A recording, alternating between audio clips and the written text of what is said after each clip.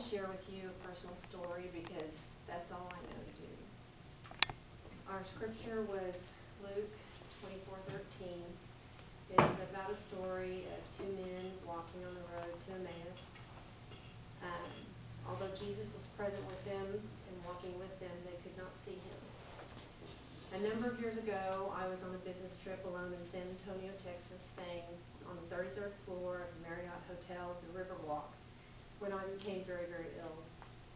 I had the worst type of flu-like symptoms that you can imagine, in addition to disorientation and extremely difficulty just trying to string together and process normal thought.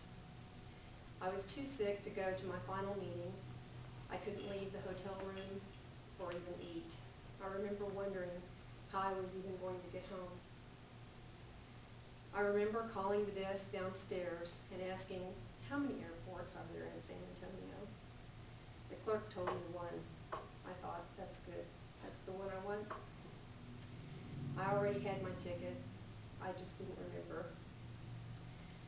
Somehow, some way, in my clouded fog, and by the mercy and grace of God, I made it downstairs with my luggage, to the cab, to the airport, on the plane, and back to Little Rock where my flight was to land.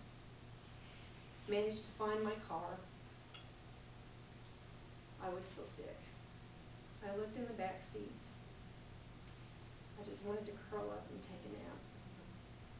I thought, no, I've got to get home. I drove the hour or so back to Russellville, Arkansas, which is where I lived at the time. Once I finally made it home, I collapsed on the bed, and the phone rang. It was my best friend that I had met there at the First United Methodist Church in Russellville. I described to her my symptoms. She said, Deanna, it sounds to me like you have toxic shock syndrome. Now, we're all adults here. Toxic shock syndrome was all over the news at the time.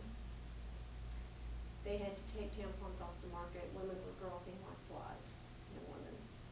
I called my doctor at home, and he almost laughed at me, saying that it was very rare and that he didn't see non-pregnant women on the weekends, and that if I really thought I needed to be seen, to go to the emergency room. Luckily, my friend insisted that my husband take me to the emergency room, and she met us there.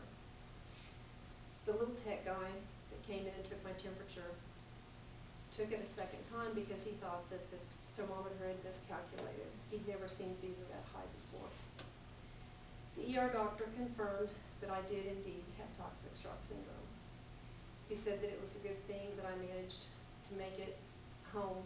No, the ER doctor said that it was a good thing that I made it home when I did.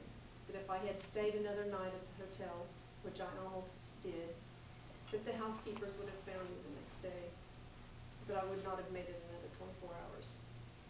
He said that it was a miracle that I didn't get on another plane at the airport and end up in California or Timbuktu, because that's how disoriented and out of it I was.